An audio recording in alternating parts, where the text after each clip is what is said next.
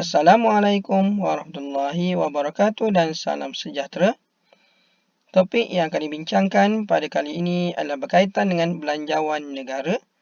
Saya akan tekankan sedikit secara ringkas berkaitan dengan belanjawan negara dan seterusnya beberapa contoh soalan yang boleh ditanya. Okey, kita teruskan. Belanjawan negara. So, apakah yang dimaksudkan dengan belanjawan negara? Iaitu rancangan tentang anggaran hasil dan perbelanjaan kerajaan bagi satu tahun tertentu.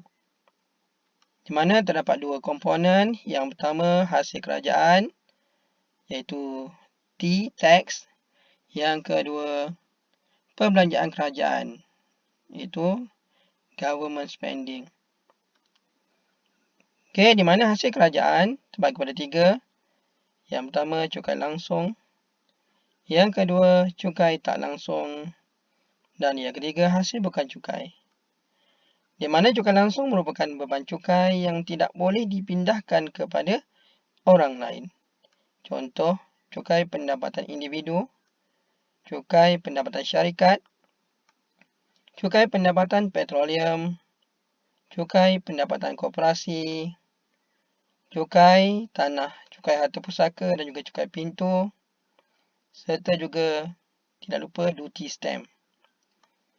Manakala cukai tak langsung adalah beban cukai yang boleh dipindahkan oleh pembayar cukai kepada pihak yang lain. Contoh, duty export, cukai import, cukai excise, cukai jualan, cukai perkhidmatan.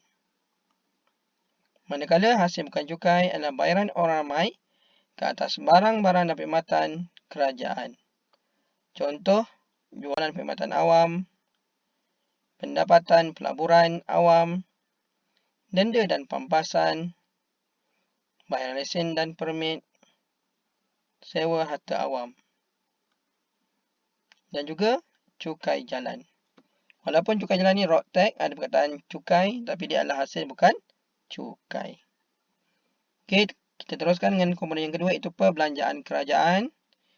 Ada dua. Yang pertama adalah perbelanjaan mengurus iaitu perbelanjaan semasa ataupun dilakukan secara berterusan dalam kegiatan pentadbiran kerajaan bagi menyediakan barangan dan perkhidmatan. Contoh, gaji ataupun emolumen iaitu gaji kaki tangan awam, bayaran khidmat hutang, pencen dan ganjaran, bekalan dan perkhidmatan dan juga subsidi. Manakala perbelanjaan pembangunan iaitu perbelanjaan modal ke atas projek-projek sosioekonomi demi menggerakkan pertumbuhan ekonomi dan bersifat pelaburan jangka panjang. Contoh adalah keselamatan, perkhidmatan sosial, perkhidmatan ekonomi dan pentadbiran am. Okey, belanjawan negara ada tiga situasi. Yang pertama, belanjawan lebihan. Yang kedua, belanjawan kurangan. Dan yang ketiga, belanjawan seimbang. Di mana belanjawan lebihan iaitu T hasil lebih besar daripada perbelanjaan kerajaan. Belanjawan kurangan T lebih kecil daripada perbelanjaan kerajaan. Dan belanjawan seimbang adalah T sama dengan iaitu hasil sama dengan perbelanjaan kerajaan. T sama dengan G. Bagi belanjawan kurangan, kita tahu jumlah hasil lebih kecil daripada jumlah perbelanjaan kerajaan. Kita nak belanja, kerajaan nak belanja tapi kurang hasil, maka kerajaan akan membuat pinjaman. So, kerajaan akan berhutang, hutang negara. Di mana hutang negara terbagi kepada dua. Yang pertama, hutang sumbernya hutang dalam negara dan juga hutang luar negara. Di mana sumber hutang dalam negara adalah pinjaman dari bank-bank perdagangan, KWSP, bank negara, syarikat kewangan, syarikat insurans dalam bentuk sekuriti kerajaan, juga bil perbendaraan dan juga dalam bentuk terbitan pelaburan. Manakala sumber luar negara, pinjaman dari kerajaan asing dan juga institusi kewangan asing seperti US, Jepun, Bank Dunia, Bank Pembangunan Asia dan juga IMF, iaitu tabung kewangan antarabangsa. Dalam bentuk pinjaman pasaran, pinjaman projek dan juga kredit pembekal. Jadi ini sedikit secara ringkas berkaitan dengan belanjawan negara. Jadi kita teruskan dengan mengira belanjawan negara. Jadi jadual berikut menunjukkan hasil dan perbelanjaan kerajaan bagi sebuah negara dari tahun 2013 hingga 2015 berdasarkan data Malaysia, di mana terdapat hasil cukai langsung, hasil cukai tak langsung, hasil bukan cukai, perbelanjaan mengurus dan juga perbelanjaan pembangunan. Okey, yang pertama, hitung jumlah hasil kerajaan pada tahun 2014 dan 2015. So, kita perlu menghitung hasil kerajaan. Jadi, 2 tahun, jadi kita boleh buat dalam bentuk jadual. Kita boleh tunjukkan formula satu contoh kira dan juga jawapan.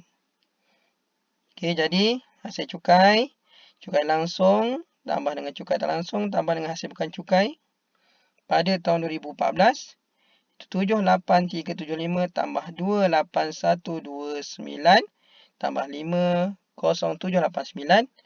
Jadi jumlah hasil kerajaan pada tahun 2014 adalah RM157,293 juta.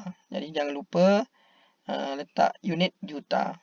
Manakala bagi 2015 adalah RM158,383 juta.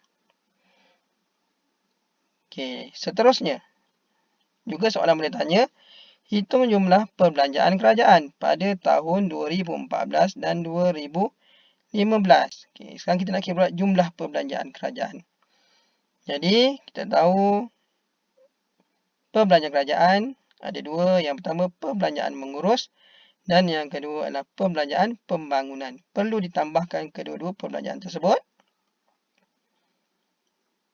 Okey, di mana 157067 ditambah dengan 48997, maka perbelanjaan kerajaan pada tahun 2014 adalah RM206,064 juta.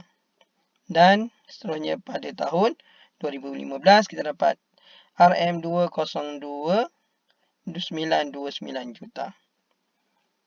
Okey, seterusnya apa lagi soalan boleh tanya? Hitung belanjawan kerajaan ataupun belanjawan negara pada tahun 2014 dan 2015. Belanjawan negara. Maka belanjawan negara meliputi dua komponen tadi, iaitu hasil kerajaan dan juga perbelanjaan kerajaan. Jadi untuk 2014 iaitu hasil kerajaan perlu ditolak dengan perbelanjaan kerajaan. So 2014 hasilnya adalah 157,293 ditolak dengan perbelanjaan kerajaan 206,064 juta. Maka kita dapatlah belanjawan negara adalah sebanyak negatif RM48,771 juta. Jadi dapati nilainya adalah negatif, di mana perbelanjaan lebih besar daripada hasil kerajaan. Itu juga pada tahun 2015, negatif RM44,546 juta. Jadi soalan juga boleh tanya, dari segi pola bagi belanjawan negara ni, so kita boleh tengok berlaku belanjawan defisit yang semakin berkurang. Masih lagi negatif tapi nilai 2015 lebih kecil berbanding dengan pada 2014. Belanjawan defisit semakin kecil atau semakin berkurang. Okey, seterusnya. Hitung sumbangan hasil cukai langsung berbanding dengan jumlah hasil pada tahun 2015. Ada perkataan sumbangan hasil cukai langsung berbanding jumlah hasil. Walaupun tak ada perkataan kadar, biasanya kita boleh tentukan sumbangan melalui peratus. Jadi cukai langsung perlu dibahagi dengan jumlah hasil kerajaan darab dengan 100. Maka 79009 jumlah hasil cukai langsung pada 2015 bahagi dengan jumlah hasil pada tahun 2015 iaitu 158,383 darab dengan 100. Jadi kita dapat sumbangannya adalah sebanyak 49.89%. Jadi cukai langsung menyumbang hampir separuh daripada jumlah hasil kerajaan. Okey, seterusnya soalan juga boleh tanya hitung pertumbuhan jumlah hasil kerajaan pada tahun 2015. Perkataan pertumbuhan. Kadar pertumbuhan jumlah hasil kerajaan. Jadi pertumbuhan baru tolak dengan lama, iaitu jumlah hasil yang baru iaitu tahun 2015 ditolak dengan jumlah hasil tahun sebelumnya 2014 bahagi dengan jumlah hasil pada tahun 2014 darab dengan 100. Kita masukkan 158,383 ditolak dengan 157,293 iaitu jumlah hasil kerajaan bahagi dengan 157,293 darab dengan 100. Maka berlaku pertumbuhan hasil kerajaan sebanyak 0.69% pada 2015 berbanding dengan 2014. Juga soalan boleh tanya, jelaskan kedudukan belanjawan kerajaan pada tahun 2015.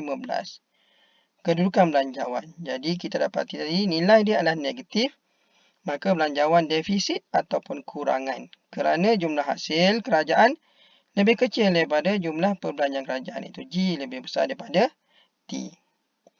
Juga soalan boleh tanya, hitung akaun semasa kerajaan pada tahun 2014. So, akaun semasa. Jadi, akaun semasa ni macam mana dapat? Iaitu hasil kerajaan perlu ditolak dengan perbelanjaan mengurus. Itu hasil kerajaan perlu ditolak dengan perbelanjaan mengurus. Jadi, 157,293 jumlah hasil pada 2014 ditolak dengan jumlah perbelanjaan mengurusnya, iaitu 157,067. Maka kita dapatlah jumlah akaun semasa adalah sebanyak RM226 juta.